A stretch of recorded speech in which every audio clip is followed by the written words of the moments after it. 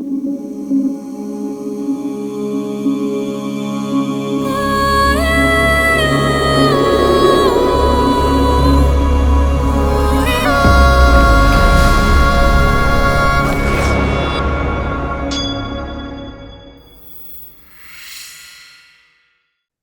everyone. Welcome to another episode of Quantum Bridge. It's always great to have our guest who's joined us today. Casper, could you do the honours and a little introduction for us, please?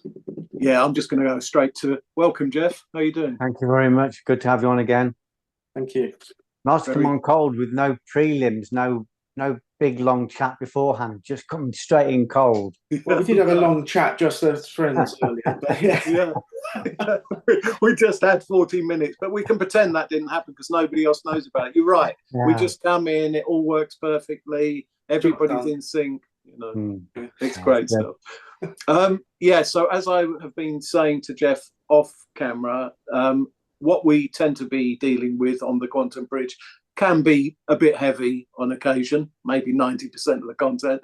And that's not really our intention, actually. It's just to give people voice and to share things that we think are probably slightly deeper and more profound than you might get,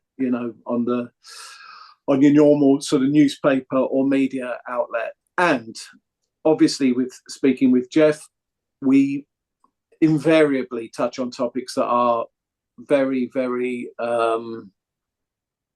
insightful, powerful, all of those things. But we all have a life beyond this sort of stuff, even though we like it. And today we thought we might touch on some of our adventures in the world of sort of kung fu, karate, judo, whatever it may be. And also particularly some of the colourful characters that we've bumped into on our journeys that, of course, have then moulded us. So everything that Gary says, everything that I say, and everything that Geoff says will be in some way sort of, I suppose, influenced by anybody we've met, including these people.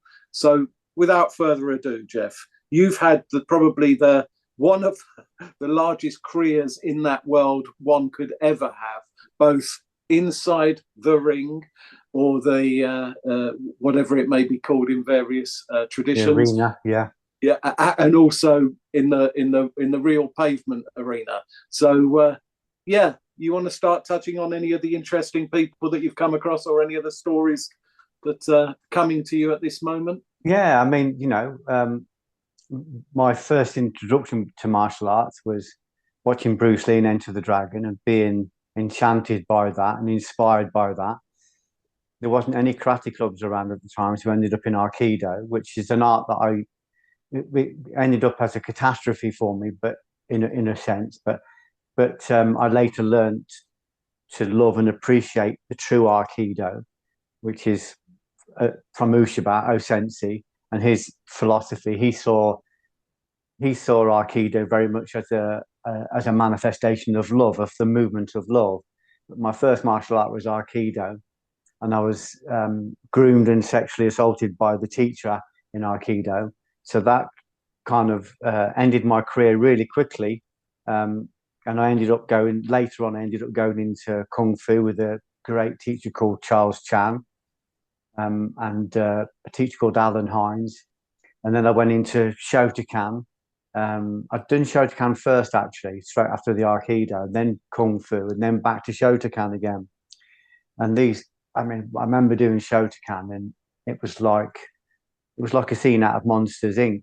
All the characters in there, because it was got two brothers called Mick and Rick Jackson, and they were pioneering Shotokan karate practitioners, and they had the Japanese teachers over. So we were being taught regularly by Kawazoe, by Anoida Sensei, by Kanazawa, getting exposed to people like Suzuki. And these were really if you watch Suzuki do a demonstration, it would start off really slow. And then suddenly it would be like these cartoon fights you see with like a cloud with arms and legs coming out. It was like that. He looked like a little old man. But when he moved, man, it was so dynamic. But the class, the Shotokan class was like Monsters, Inc. It was all the local bouncers and all the, lots of criminals and a real panoply of people. That was in Cov, was it? Coventry, yeah. but it was fantastic. And Kawazoe used to come down and do all our early gradings, and it was very inspiring. Was he a sensei that was living in the UK then, Geoff? Kawazoe was one of the leading Japanese Shotokan karate guys. He was living in the UK, right? But Onoida Sensei was the guy that was, because the main guy who come over from Japan. They were from the Japanese Karate Association. They had a few different teachers over here, and then they had teachers under them like Terry O'Neill, you know, and Bob Poynton, and Frank Brennan, and people like that. So there was kind of a hierarchy, but it was headed by the Japanese Karate Association. So when we eventually got our black belt, we would get like our certificate handwritten on rice paper straight from Japan. It was a very, very prestigious and solid association, but the characters were very hard training, and the characters were fantastic, and most of them worked the doors or some sort of security work, so they had that real practical application as well. Although they were die-hard Shotokan players, they didn't deviate from what they were doing. But people, especially somebody'd say like Terry O'Neill, who many of the kind of current martial artists might not know him, but he was like an Adonis, really. He ended up working with Schwarzenegger and was in some of the Schwarzenegger films. Right. And he was a bodyguard to the stars, and he did nightclubs. I think he's still doing nightclubs now in Liverpool for about 40 years. And he was a phenomenal character. So he was my hero, and I looked up to him. And ironically, he ran a magazine called Terry O'Neill's Fighting Arts International. And he ended up publishing my very first article on martial arts, which was called Confrontation, Desensitization. And it was about how to overcome fear by becoming desensitized to it. It was a very early version of converting fear, negativity, suffering into light. It was a way of confronting it, absorbing it, a bit like an antibody would absorb a virus, and neutralizing the negative and containing the light. So I did an article when I was in my early 20s. I just started the doors, called Confrontation, Desensitization. And that was the very beginning of my literary career, my writing career. And you imagine Terry O'Neill was a massive hero. It'd be like Bruce Lee ringing you. So he rang me up and said, "We're going to publish this." And he said, "I've spoke to my editor." He said, "He's not a martial artist, but he says you really have something." And he wanted me to let you know that you have something here. There's a voice here. And it was a tremendous encouragement. It was a great encouragement. It was just a very direct article saying, let's no longer pretend fear is not there. Let's no longer ignore it. Let's no longer sweep that under the carpet. Let's look at it. Let's convert it. Let's sit in it. Yeah, I'm not sure if people will necessarily recognize how unique that sort of message was at that time. I mean, it's still a fairly unique message, actually. But to talk about the idea of, because everything was about bravado and ego, and I'm the strongest and I'm the best, and I will, all of that thing, and selling that idea, probably more importantly than about people who were teaching. I'm talking about the actual selling of the idea. You can become this fearless being. This is what you want. You're scared now, but we won't mention that. But what we will do is give you this example of fearlessness in all the imagery and all the words and everything around it, right? And you were somebody who came along, Geoff, and it is, it's incredible. I'd love to. We'll touch on the other people we've all met, because I think there's a lot to cover here, or as much as we can. But that's so important, just to say that. And it's been profound throughout all of your work, including Watch My Back and whatever. That you were willing to go there.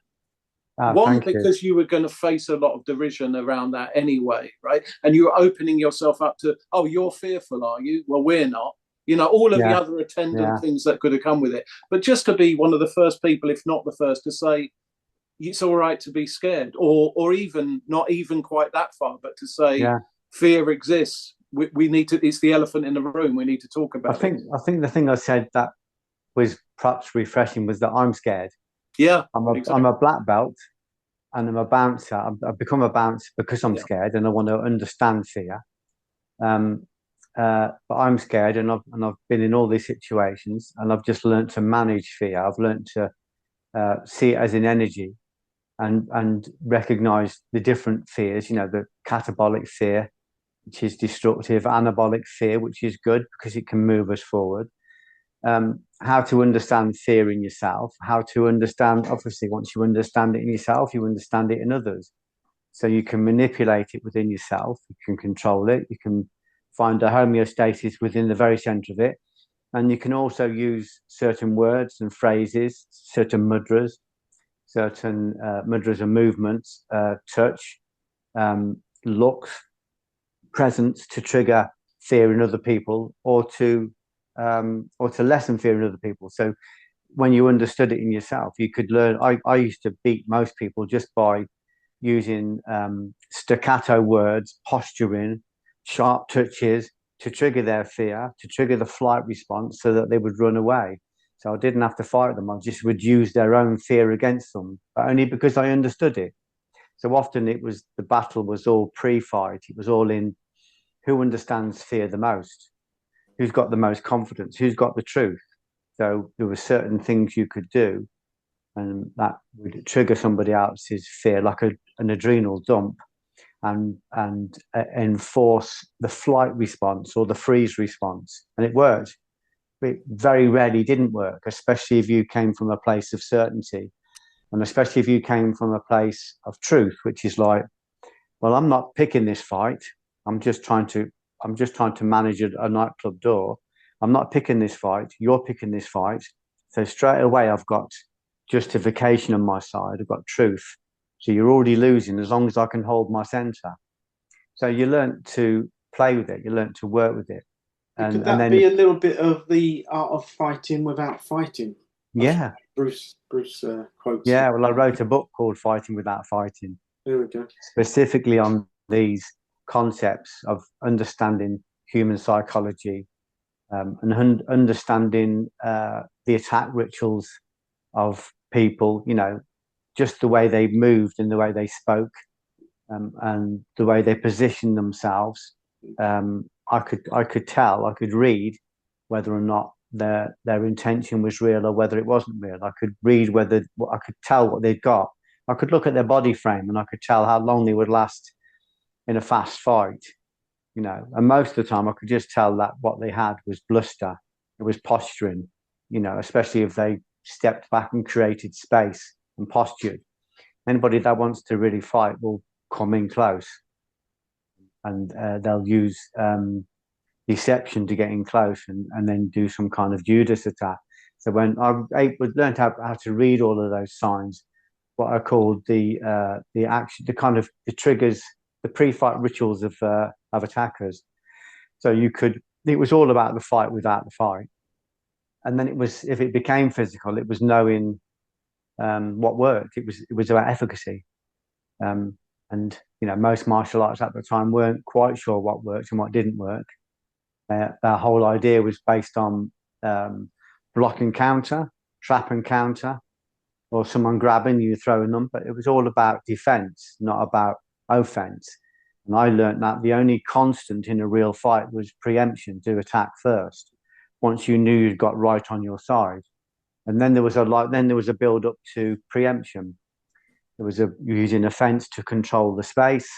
It was about using trigger words to lower their defenses and to engage their brain, so that you could take somebody out of the fight before they even really knew they were in it.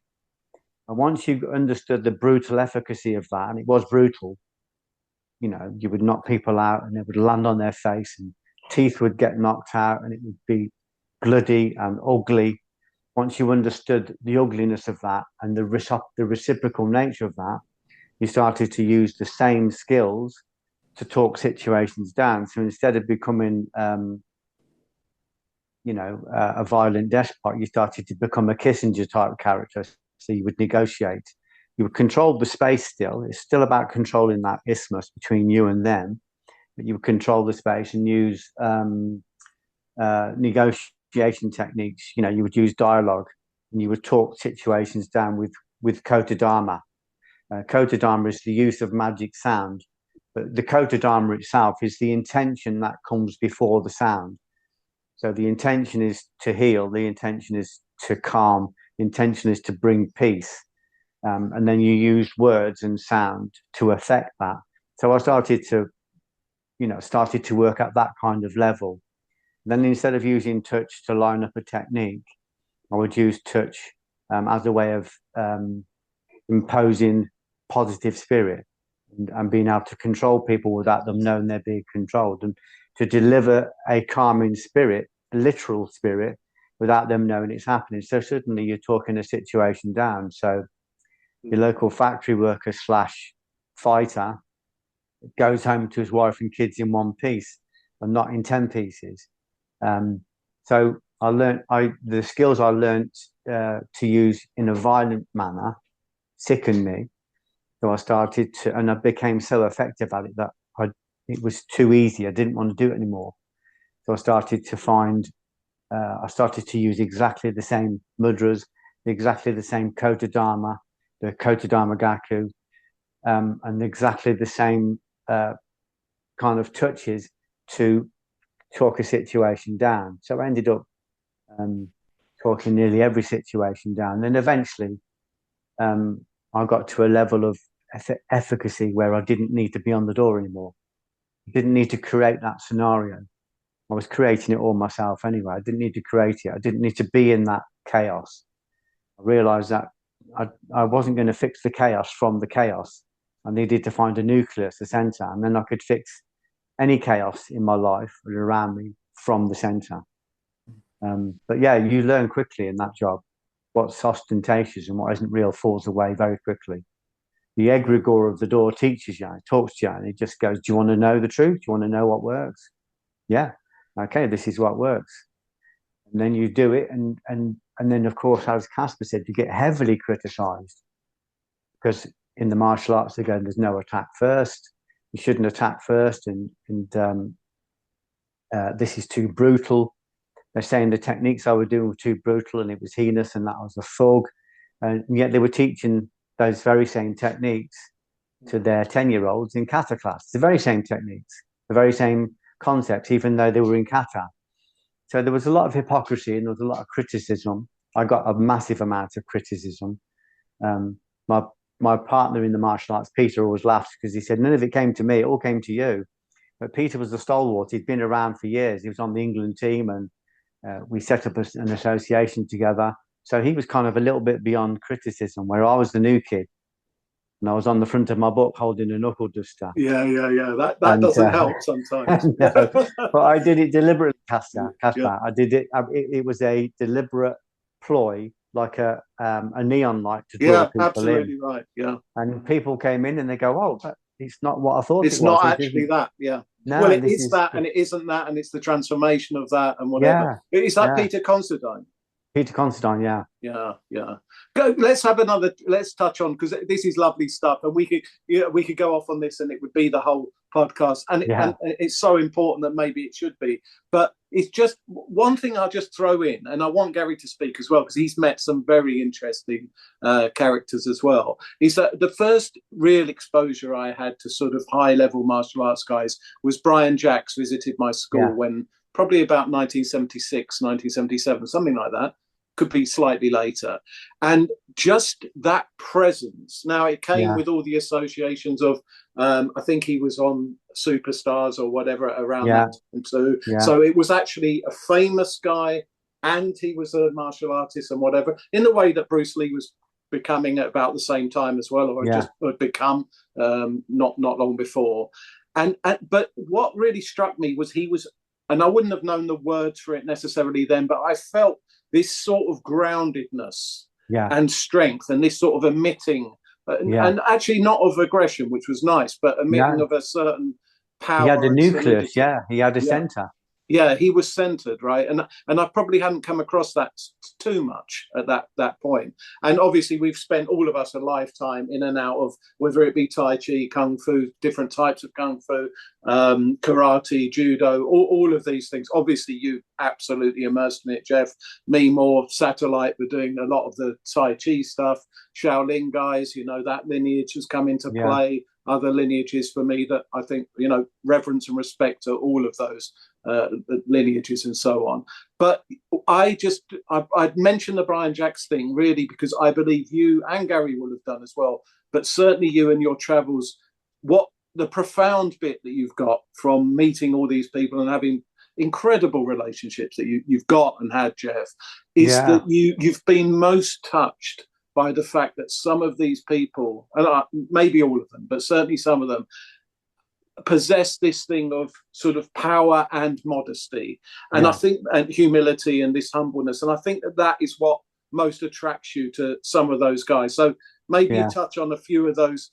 Name drop a bit, please. And I might, and Gary will, but name drop. But with that, I think in the backdrop, because that to me is the interesting bit, that you've really found that some of these very practically powerful and full of ability type people also have been some of the kindest and most humble you've come across. Yeah, and you wouldn't know. I mean, you know, you can feel the presence when you're with them, but you shouldn't be able to see the fighter there unless you look closely. You know, you shouldn't. I remember someone come up to me in a club once and saying, "I've got a green cardigan on and a flat cap, and I was drinking a Coke." He said, "I'm a student at the local college." I said, "Oh yeah." He said, "I've been looking at you." He said, "And you look like a glass collector." But he said, "I know you're a bouncer, but you look like a glass collector." He said, "You don't look like a normal bouncer." He said, "So that tells me you must have something." He said, "Most people would underestimate that, but," he said, "I know you must have something. I can feel something, because if it wasn't there, they wouldn't be paying you 4 times the day rate of a skilled worker to stand on this door and talk to girls. They wouldn't be paying you that."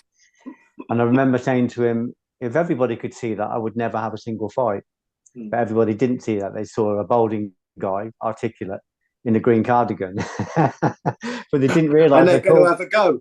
Yeah, they're going to, of course they are. And but they didn't realise that we used to call that my fighting cardigan, because it was a comfortable cardigan, and I you could move in it. Oh man, I could move in it. But yeah, I was really attracted to people like the old wrestlers like Carl Pagello, Hackensmith, Stanislav Sabisco. These guys were so proficient and so effective with what they did, and they were all articulate. They were all well read. Hackensmith used to converse with George Bernard Shaw. He could speak 5 languages. He wrote books, but he was a gentle guy. Whenever he travelled around the country, he was my biggest hero, really.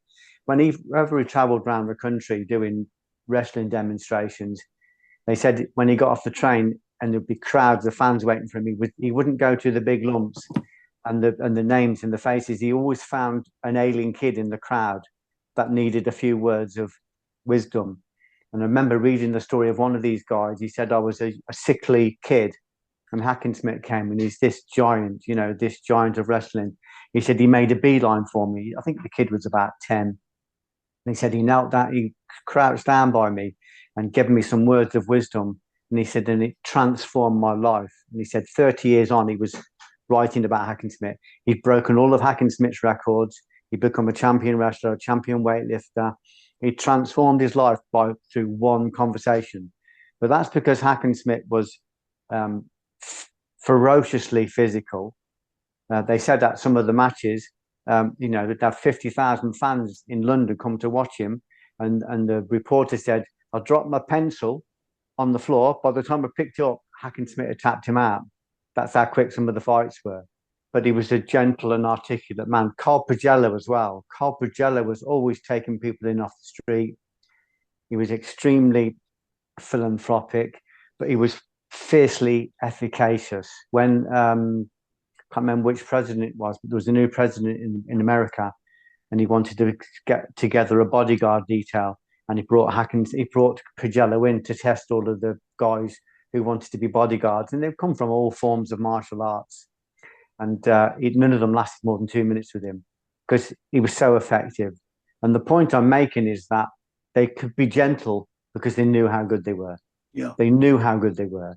And that's the same when I met Neil Adams. Neil is very articulate. I'm laughing because he told me a story that I don't think you'll mind me sharing. But when he was an Olympic silver medalist twice, a world champion 3 times, European champion about 10 times. He was lined up to be a presenter on Blue Peter. So they had him on quite a few times. And he said he went on there one time and they was going to do a demonstration. And of course, they'd like to get the presenters involved. So the presenter, one of the young presenters on Blue Peter, was going to be Neil's Yuki. But obviously not understanding judo. But just as they started to film, just before they started to film, the presenter leaned into Neil and says, "Do you mind if I go for it? Do you mind if I really go for it?" And Neil goes, "No, go for it." And he said, Neil said there was just a flash like that. And he went, boom, hit the floor. And he said the guy was flat out on the floor with a single taitoshi.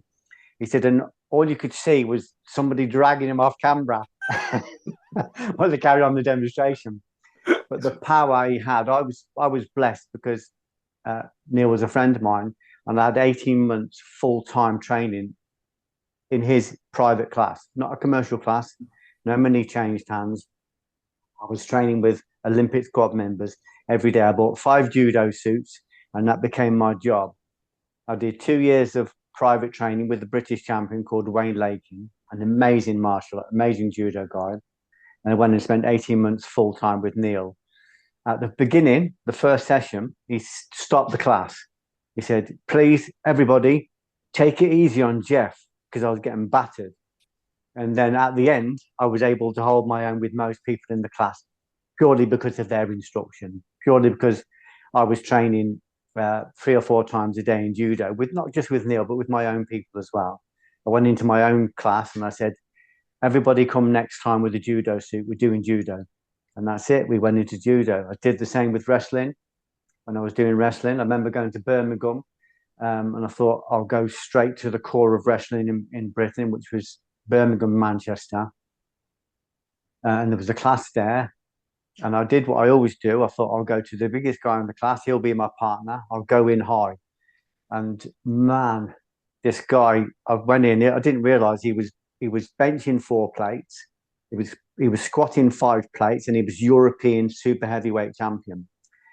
Casper, he picked me up above his head and pressed me. And I felt him twitch, like, shall I slam him? Yeah. And he just gently put me back down again. And I knew exactly where I was in the rankings. I've never been so humbled. And when I went home, I don't ever remember in my life aching so much. So I was very much at the bottom of that class, very much at the bottom of Neil's class. But this Indian guy was the same. He was a gentle guy. The fact that they knew I was a bouncer, they knew I'd got this reputation, but he just held me above his head and twitched, "Shall I?" And then he just gently put me down. It was humbling. When I was with Neil, I just used to think, I just want to be like Neil. He's got this beautiful polarity, a bit like Hackensmith, a bit like Pagello, this beautiful polarity. So if you sat with him in a bar, unless you really looked, you wouldn't know he was a fighter. You'd know there was a presence. You wouldn't see a fighter, but man, when he grabbed hold of you, it was just incredibly effective. But the presence off the mat was equally, matching. And Chuck Norris as well. I eventually got invited over to teach for Chuck Norris in Las Vegas, and I sat with him, and he was just a very humble, gentle guy. One of my students at the time was the chief instructor for self-defense in the LAPD. His name was Lido Angeles. And Lido came over to be my Yuki in Las Vegas for the Chuck Norris seminar. I had to do 4 seminars. And Lido was a very effective martial artist. And he was one of my students. Anyway, I invited him over.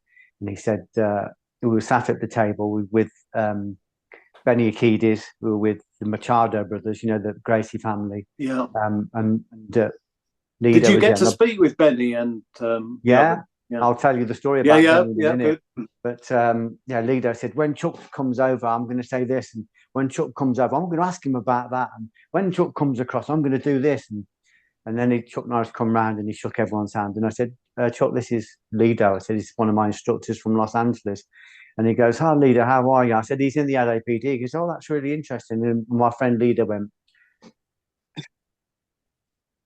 and he never said a single word. Yeah, and Chuck brilliant. Norris was so gracious. He just put his arm around him and goes, it was lovely to meet you. And he walked away, and Leader goes, oh, man, I should have said this. I should have said that. Yeah. I watched Benny Akides, and Benny Akides was the man at the time. Yeah, absolutely. He was a full contract superhero. And I watched him walk across the room to go to the toilet, and it took him 30 minutes because every 5 minutes, every 5 steps, somebody stopped him and asked him for an autograph and asked him for some advice. And he took time with everybody with no discrimination. Then when I introduced myself and he knew I was teaching, he said, let's do some photographs. I interviewed him for Combat Magazine, I think, or one of them. And he made me, in all the photographs, he made it so that I was attacking him, so that I was the one in charge. I was the one on top. He was the fall guy for all of them. He wouldn't have any photograph taken with him striking me. And he was just so gentle, but again, like a little atomic bomb he was. Yeah, absolutely. You could feel his presence. And interestingly, when we sat at the dinner table that night, his wife, it turns out his wife was the great granddaughter of Geronimo. She was a shaman, and she sat next to me with her hand on my neck for 30 minutes, talking to me, telling me what she saw, telling me that there were spirits around me, that I was being guided. And I said to her, are they telling me that I'm on the right track? Am I on the right track? And she looked at them, these spirits, and then she started laughing. She said, Geoff, you're in Las Vegas. You're teaching for Chuck Norris. I think you're on the right track. It's one of those kind of... Yeah.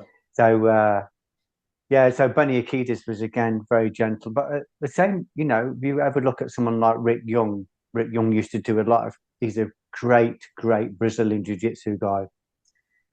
He used to come and stop at my house. He used to teach me privately in Brazilian Jiu-Jitsu. He used to teach for me and Peter, but we loved him. He was the most humble guy. He stayed at my house once, and he locked himself in the bathroom by mistake and wouldn't shout at us. He waited until someone got up because he didn't want to disturb the family. He didn't want to disturb the kids. He was so thoughtful and so gentle, but the same thing again, just a grip and a movement. He prided himself on training with the best people in the world. He trained with the Gracies and the Machados before they were known. He trained with world champion boxers, and he trained. Obviously, he was Danny Santos' main student, so he trained with great people, and he was a very effective guy. But you would very quickly mistake him for not being that if you sat and spoke to him, because he was so soft-spoken. So that was the one thing I admired most. Not just that they were gentle, but that they'd educated themselves, that they'd studied, that they'd followed the readings and they'd followed the scriptures. Like Rick Young was a ferocious fighter, but was a deep Christian. His faith was Christian. Benny Akides and his wife, they're deeply immersed. Yeah, you can feel that, and I've seen that in some of the latest interviews I've seen with Benny. I think more of that is emerging from him now than ever, which is, as the cycle goes on, that happens. Gary, I just thought it was a nice segue for you, because you've met so many people as well, mainly being fan of film and Kung Fu generally, but the Inner Santo bit that Geoff just mentioned. So throw a few things in, given this was meant to be a sharing as well. Yeah, so as Casper mentioned, I have met a few guys, mostly due to my passion for the Kung Fu films rather than Kung Fu training, even though I have done a little bit. It's it's easier to sit and watch it, I have to say. So it gives you another... I like to watch it as well. Yeah, it gives you an appreciation. You're like, wow, yeah, it's a lot of work. But yeah, like Geoff mentioned, Benny Aikido. And of course, where you said that he couldn't get across the room, and I guess on my weird thing is when I lived in London, and I was went for a meal in Pizza Express, and of all the guys he could have sat next to, Benny comes in and sits next to me on the table next to me, and I was like, ah. I thought he's probably just wants to be left. He's in London, nobody really knows him in the street. He's not that type of guy, but he sat next to the one guy that does know who he is. And I was like, what is this in the 80s, Gary? Let's give a bit of context. This is Benny. You're in a place, you just happen to be there because obviously we like food, right? You happen to be in a place where you can eat, and it's not a conference or anything. Benny, for no reason, right? The universe puts him next to you so that years later on a podcast with Geoff, you can say, "I remember when Benny came and sat next." Is that what's happening? Basically, yeah. Okay. I mean, like you know me, I barely remember my birthday now, so. I don't know. It's when I was at HMV, so no. I was just saying about Richard Norton. I didn't realize I ended up teaching for Chuck Norris in Las Vegas, and I didn't realize till many years later when a guy called John B. Will got in touch with me. And John B. Will is a very famous Australian Brazilian jiu-jitsu player. He's very high graded. He's trained personally with Machado's and he's Higgin Machado's chief student, and he runs BJJ in Australia. And he got in touch, and he was a big fan of Watch My Back. And he said, "I'm in England. Can we meet?" So I met him for some walks because I really liked what he did. I met him for some walks at Coombe Abbey in Coventry, and it turns out that he discovered my stuff. He'd given it to Richard Norton, who was the martial artist film star, Chuck Norris's friend. Chuck Norris took it to America and give it to Chuck Norris, and that's how I got invited to there. So it was kind of went from Australia back to America, and then went full circle when John B. Will came over to work in England, and I ended up meeting him and talking to him, and he had some amazing stories. But Richard Norton was a friend of mine for a long time. We were conversing back and forth for ages. We were trying to tie it up so that we could teach on the same program with Chuck Norris, because I got invited over to teach for him 2 or 3 times in the end. But I never ended up meeting Richard other than through emails and through phone calls. But he was another very, very nice guy, very good guy.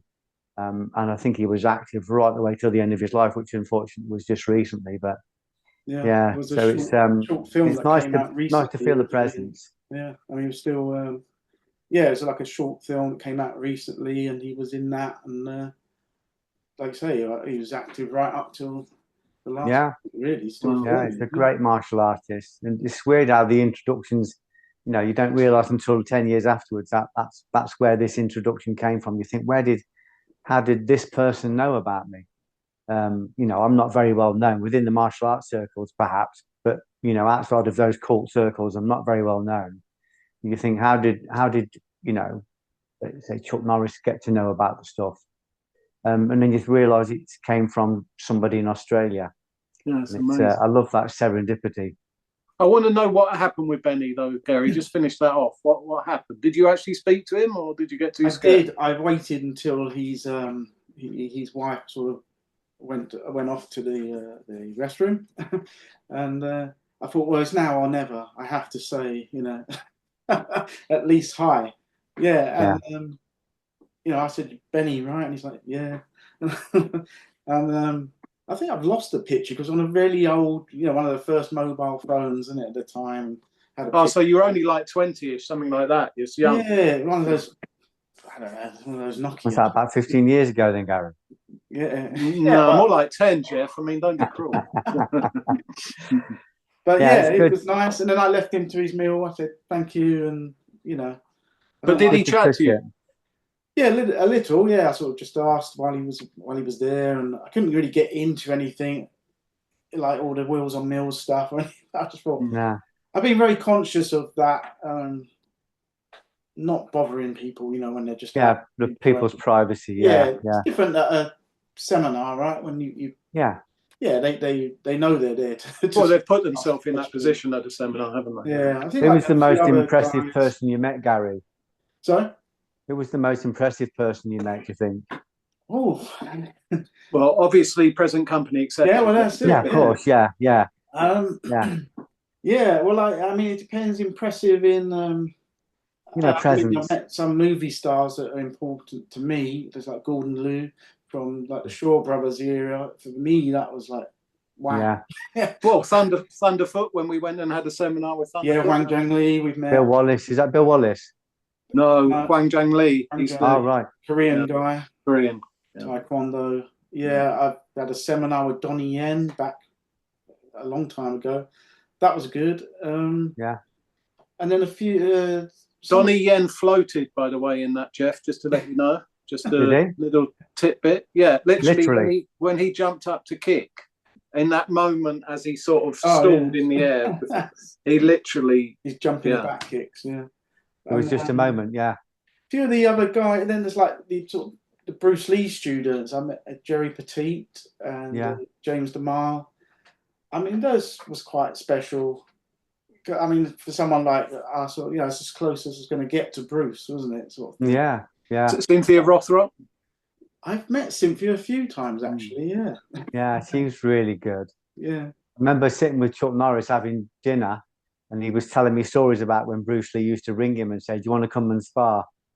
And it was like, it was so human, it was so real. It was, and what I liked about Chuck Norris was that he just said anybody could do this, Geoff. He said, I was just a stuttering kid at school that went into the martial arts for confidence. He said, and I got to become world champion. He said, then Bruce Lee died. He said there was a big gap in the market. He said it was either me or this other big American martial artist. He said he went into the film studios and demanded this and demanded that. And he said, I just went in and said, look, I'll make the tea. I'll do anything. I just want to be involved. He said, I got the job. He said, I did my first film. He said, it was terrible. He said, but I did one flying kick through a car windscreen that they liked. So they brought me back. He said, but I look at all of this now. And he said, I know anybody could do this if they wanted to do it. It's there for everybody. And there was a moment when I was sat with him and somebody brought him his meal. And he put it down on on the table next to him. And he never once looked at it while he was talking to me. He never looked. He never looked at the food. He never picked at the food. He just kept talking to me until I thought, I better let him eat. So I stopped talking and let him eat. But it was, again, just there was a gentleness to him. You know, he made a fuss of me. But I like the fact that he humanized it and localized it, because at the, you know, for him, it would have, he said, like, when Bruce Lee rang him and said, I'm doing a film called Where the Dragon, do you want to be involved? And he said, I said to him, you want to beat the world champion on screen? Is that what this is about? And it was just like us talking, just friends talking. So it takes it from the realm of legends to the realm of real people, because we need to be able to touch it. We need to be able to go, that's possible. You know, we need to be able to go, I could do that. You know, there's nothing superhuman, even though they're not superhuman, even though they are superhuman and they do superhuman things. They're still people, and they've followed the path that other people can follow. And they haven't, you know, I remember hearing an interview with Evel Knievel once when he was dying and he was on lung machines and he was going, no, not anybody can do this. This is just for special people. Not anybody can do this. There's not many people in the world can do what I do. And I remember thinking, I prefer it when people go, this is open to you if you do the work. It's possible, even if it's not probable. Most people won't sacrifice their life to the work. I did an interview on a film screen once, and I sat next to a guy. He was going to go on and do a talk to the audience. And he said to me, we'll tell him how it is, won't we, Geoff? We'll tell him it's a terrible industry, and we'll tell him what it's not possible. And I went on and I said to the crowd, I said, look, everything I'm doing and everything that other people are doing is possible. I said, it's not probable. I said, because, you know, it's going to ask you to dedicate your life to it. It's going to ask for full immersion. But that doesn't mean it's not possible. It's possible. It's right there. But you won't get it on a weekend script. You know, you'll get it by full immersion. So it's kind of saying it's. I like it when they're going, when they know that they're not. They know that everybody's exceptional, not just, they're actually exercising their exception, but not. But everybody's got that potential. That potential is there for you if you want it. I like Geoff, that. just to say, this is a very interesting and important point, because I also see it in my own things, because I'm obviously into writing and into all sorts of other things. Gary's into all sorts of creative things with music, and we do. I speak for myself. We play at it to some degree, because you could say, one, because we're not willing to have the falls that come with the highs, and put ourselves out there. No, all of those things might be true, but what I've more recently recognized is, when it comes to things like cars, I'm into cars for whatever reason. I'm into cars, right? Sadly, when I'm doing something that relates to that, I can throw myself entirely into. I can be obsessive, and you Yeah, have to, in whatever these things are, either you have to provoke that sense of obsessiveness, or you have to just have that sense of obsessiveness that's a because you good love point. something. Yeah, So I agree. Absolutely true. That's absolutely true. But it has to become everything you do. yeah, And at some point, when you find your dharma, your what you're called to oh, do, absolutely, yeah, then it asks you to get rid of any ostentation and just yeah, fully immerse. Which is where I am in my life now. I'm fully immersed in the work, fully immersed. It's all I do. I've got rid of as much as I can. As I don't, I don't have a mortgage or anything. I've got rid of the need to make lots of money. I just need to make a tiny little bit so that I can get up in the morning and do the work I'm called to do without thinking I'm not going to make the mortgage. I'm not, at one point I have 3 mortgages, and it diverts a lot of your energy. And at some point, God says to me, we need to put all your energy in one direction. It's something that Blake said, that you cut away the subsidiary roots so that the sap can rise in one direction.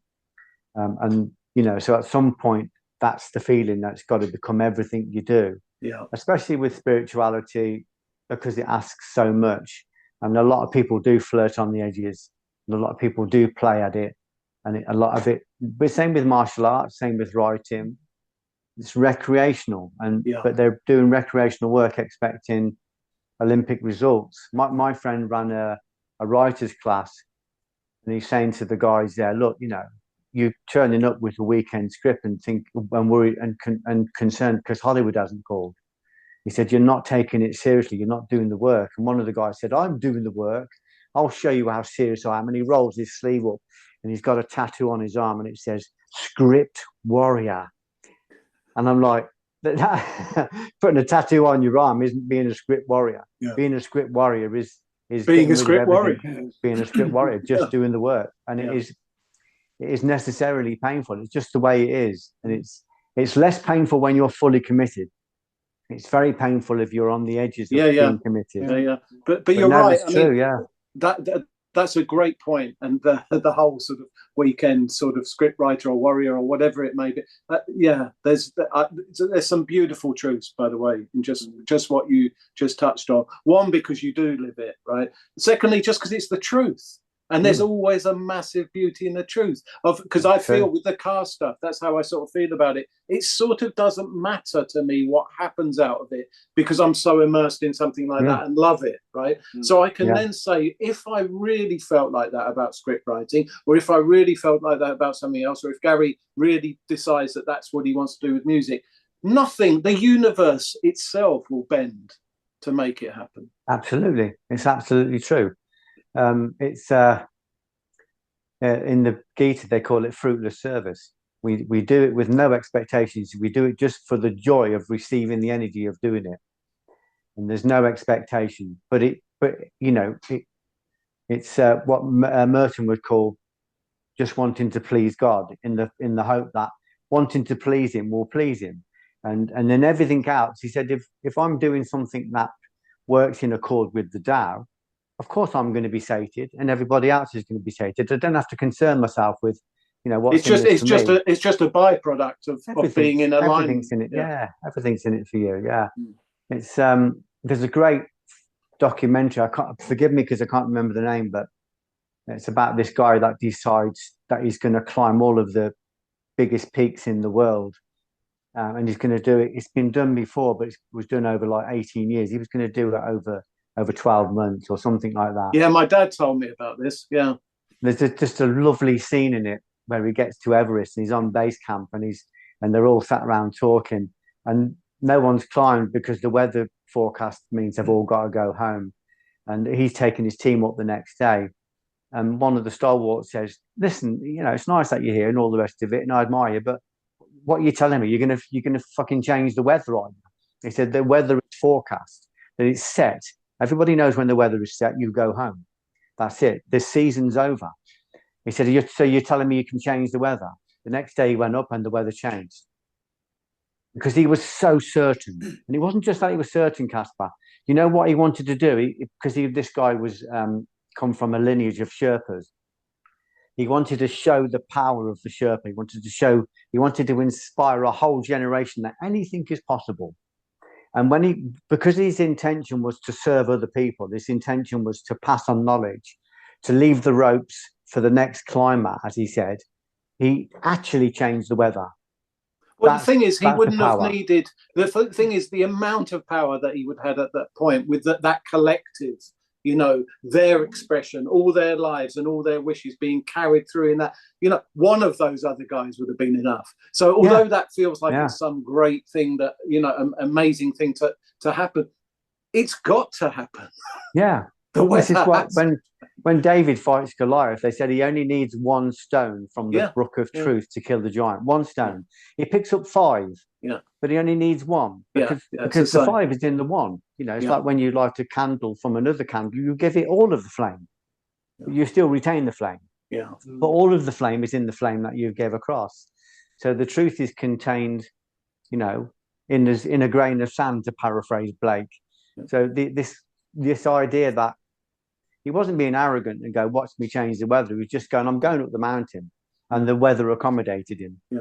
And it was just like, you're going to change the weather? Well, yeah, I think I might be. I might change the weather because I'm going up tomorrow. It's also the other thing of we emerge out of the same thing as the weather out emerges. It's a false concept of ego to think that a person can't change the weather. Of course a person can change. What else is going to change? Because the person is the universe and the weather is the universe, right? So, Indra's web. Everything's connected. Everything's affecting. And if it's coming from a place of love, everybody wants to get involved. Everything gets involved. Yeah. Everything is made from exactly the same combination of atoms. Yeah. Combination of proton, neutron, electron, positive, negative, neutral. Yeah. Once you recognize we're all made of the same stuff, you do command the weather. You command it from a place of love. Because it's love that actuates. But also you could say that the weather commands you. You could say that it was the weather. It was the good day tomorrow that told me to go up and do. Yeah. It's just perception, right? Yeah. They're the same thing. The weather's the person. The person's the weather, right? Everything is everything. No difference. The mountain is the person and the weather. Right? Yeah. As Billy Connolly said, I that am in you, that am in I, that am in you. Explain. You can't explain it, but it is everything is everything. Well, it's like the power of now. Communicating. It's this other thing about that moment. It's easy to say the past doesn't really exist and the future doesn't really exist, right? The past is gone, and actually it's just a memory, and often a false memory. The future is just a projection, right? It's nothing beyond that. But then to say and then make the most of the now. The now is more ephemeral than either the past or the future. It's all in the same. Everything is everything, isn't it? It's all, yeah. It's just finding your certainty in that. In Indra's web, it says that at each nodule of the web, there is a diamond or a jewel, and that reflects every other diamond and jewel across the whole universe. So our job is to form our own center so that not that we're not connected to it, but that we're consciously connected to it and we can consciously work it. So then we stop creating negative, or we stop creating the things in the world we don't want to see, because we haven't got control of our center space. We haven't got control of our causal body.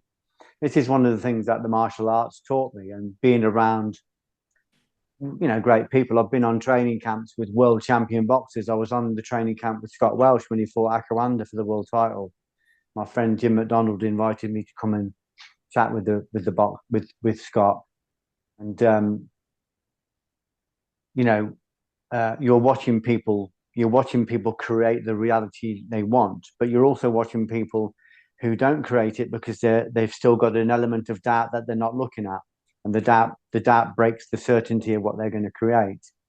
You know, it's just really interesting to be there.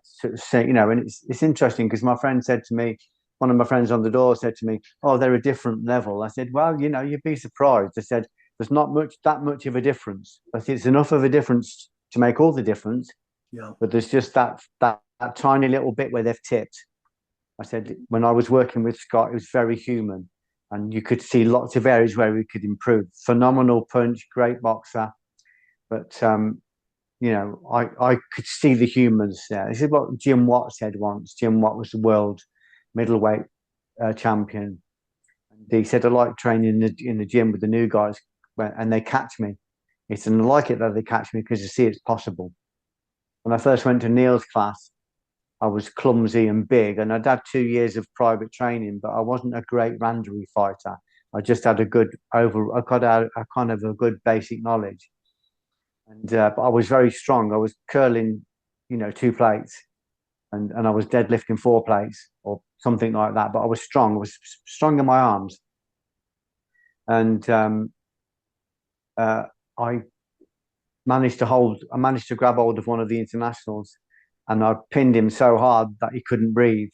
I smothered him, and he tapped. He panicked and tapped, and I never caught the Mother's guy. milk, as they say in jiu-jitsu. Yeah. Well, Yeah. I knew I could do it. I knew if it's possible once, it's possible again. I got up, and he was so angry that he dragged me to the floor and put a choke on so quick I couldn't tap because I was gagging. But I caught him, and I saw it was possible. And then that enabled me to go, if it's possible once, it's possible again. I saw the truth in that one moment. I was just a clumsy fighter that happened to just use that. And he actually complained to Neil and said, "I don't like Geoff. I don't like him in the class. He's uncouth. He's rough. I don't like him." And Neil said, "My problem is that we haven't got a class full of Geoffs." He said, "You think you know you don't like Geoff?" He said, "How do you think you're going to be when you fight the Russians?"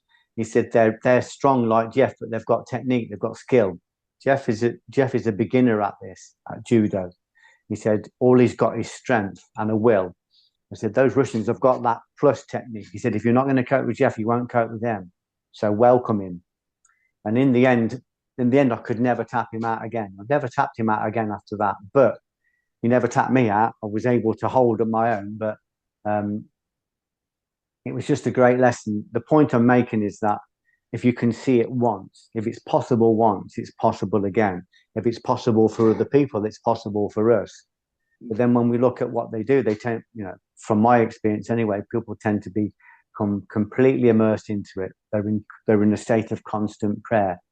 That's what I learned from the martial arts. When I gave up my job and trained full time, so all my energy was going into training 3 times a day.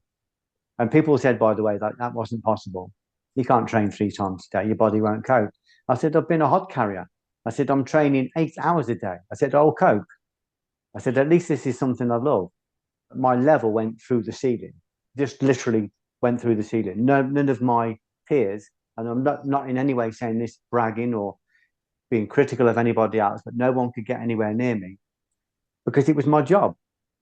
I was training full time. I was training, not only training full time, but training with the highest level instructor I could find. I was training with world class people. I was training with Olympic level wrestlers. I was training with Olympic winning judoka. I was training with world champion boxers. You know, I was training with, you know, whoever was there. I was training with the best people in the world. You know, I used to say to Sharon, these are the people I want to meet. I want to meet my hero. And she said, stop trying to meet your heroes. She said, do the work and your heroes will want to meet you. And then suddenly I've got people like Dennis Martin in my front room coming to have tea with me. And I've got Chris Parker in my front room. And I've got, you know, I've got like, I'm just trying to think, just some of the best martial artists in the world in my front room have come one day to ask me, how did you write that book? How did you get that done? And she was absolutely right. When you do the work, they want to come and meet you. They want to meet you. Master Sken, I was going to say. Master Sken, another guy, just a phenomenally talented guy, but very gentle guy. So if you do the work, you create a nucleus that draws everything you need towards you and rejects everything that you don't need. So doing a nucleus is not about part immersement. It's not about weekend immersement. It's about full immersement. So everything I do now has come from, people think I left the martial arts. I'm more in the martial arts than ever. My life is Buddha. My life is just about, and I'm still the same. I'm still in classes where I'm getting tapped out. I'm still in classes where I'm being rushed by intimidation. I'm still feeling that, but I come back to the center of what you actually left, or it left you, was the violence. Yeah. I just thought there's a better use of my energy. What I realized from the egregore of the door was that he said, I've shown you efficacy. I've shown you what works. Do you want to know more? I said, yeah. He said, well, instead of you keep creating monsters and forgetting you've created them and then designing techniques and weaponry to defeat the monsters you've created and forgotten, why don't you go in, instead of fighting them on the screen of your life, why don't you go in and fight them at the core, fight them on the coal face, so that you're no longer creating monsters. So mine started to become an internal greater jihad, the internal fight. So I stopped creating monsters. And when I stopped creating monsters, the infrastructure for monsters fell away as well. Buildings fell down, razed to the ground. Other things were built in their place. When I forgave the guy that abused me and I wrote about it, what they say is tell the truth, state the truth, forgive, then let go, and then rise. When I stated the truth about what happened in a film and forgave him and let him go, I drove home from the film screen in London over the ring road, where from the ring road you could see the boys' club. It was right there where I was abused. I came home from the film screening, come over the ring road, and the building was gone. It had been razed to the ground. That was the power of Buddha. That's the power of martial arts. That's the power of forgiveness. And it's all part of that Buddha. It's all about working with the energy. So the atoms that built that infrastructure for that abuser had been taken back to their fundamental parts. And the boys' club became a boys and girls club around the corner, and it was rebuilt. So nothing actually dies. Everything just keeps changing. But we have the power to affect that. But we have to be able to state the truth. We have to be able to forgive and let go and move on with our own stuff as well. But it is ultimately about that. For me, anyway, from my own perspective, it's about the full immersement. And if you're fully immersed, then you become in accord with everything that you are, and then you can work in cooperation with it to create in a righteous manner, in a way that's right for the evolving nature of yourself and the evolving nature of the extension of yourself, which is everything. The big responsibility, because you have to ultimately go, well, whatever's happening is, it starts and ends with me. It's all us. Yeah, all in us. It's a massive responsibility, and it's also a huge power. I mean, again, it's just perspective, isn't it? When you admit that everything good and bad happening in your life is you both become totally crushed by that thought and immeasurably empowered by that. Liberated, yeah. It's very true, and it's because when just that statement puts you into the nucleus, puts you into the center, then you can go, okay, let's work on this. I haven't got a complete center, so let's work on the territories that I haven't looked at yet. Just keep bringing yourself out. The dance continues, Geoff. Yeah. And on that note, I think we're probably about there, aren't we? Yeah, just about. Well, yeah. I was just thinking that sometimes we use these terms of getting out of your own way, this sort of stuff, and it made me think when you said about Bruce rings Chuck. He could have said no, right, or just scared or he's not good enough or whatever. You know, it's, and I think when you start, like you're saying, working on something and aligning yourself, you do get presented some opportunities. Yeah. I mean, I've noticed it more now, sort of gone head first into the music stuff, that, you know, I forgot about making money from it. You know, I'm like, just do it, just do the music, and gradually the knocks come on the door bit by bit, and you're like, okay, so it's something that I think people should just think about, that you know, once you do that, it does come knocking. Opportunity knocks. There you go. Yeah, it's a great point. That's about all of it. That sums it all up. You do the work, and you know, you're working from the right place. Everything you need will come. Yeah. Everything you need will come. It's just having faith in that, and the faith. Once you've done it a few times, you go, well, it works, so I'm just going to keep doing it. And you have to, like you say, there's you know, again, I have to get out of my own way, because there's part of me that says, you know, well, you're not good enough. You don't know what you're doing, you know, and I have to push through that. Just do it.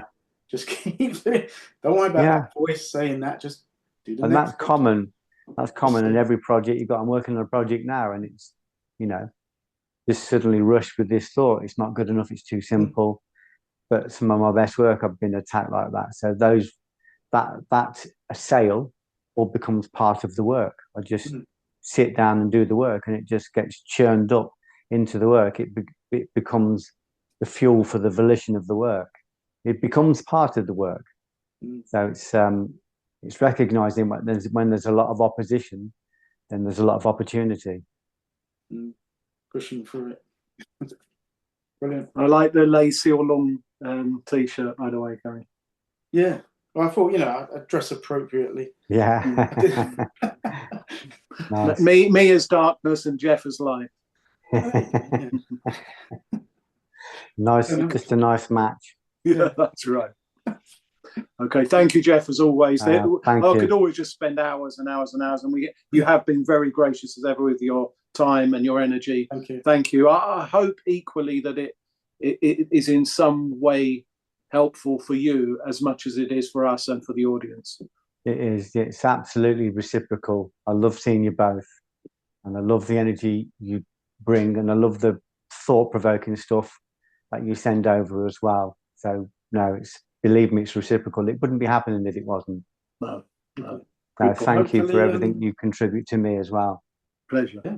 Hopefully sometime we get to you know, visit a tea room together or something. Yeah, that would be nice. But hopefully I'm going to be coming to London again soon, so maybe we'll have to catch up there. Yeah. Let us know. Love to see. It's a long time overdue. It is. Yeah. All right then. Thank you. Take care, everyone. See you later. Thank you, my friend. See you. Cheers, guys. Thank you, Gary. Bye.